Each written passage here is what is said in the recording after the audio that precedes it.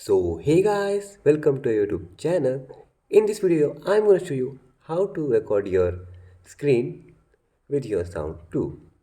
So before starting the video, don't forget to like this video and subscribe to our YouTube channel for more informative videos like this. So let's begin the video without any further ado.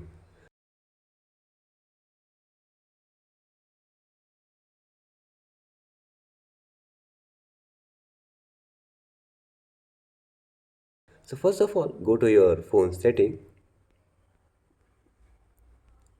and your phone setting search bar, search for screen recording.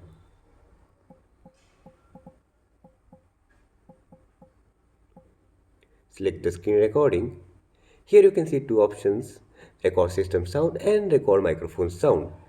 Turn on the record system sound if you want to record your system sound, like if you are playing a game you want to record the sound of the game, then just turn on the record system sound.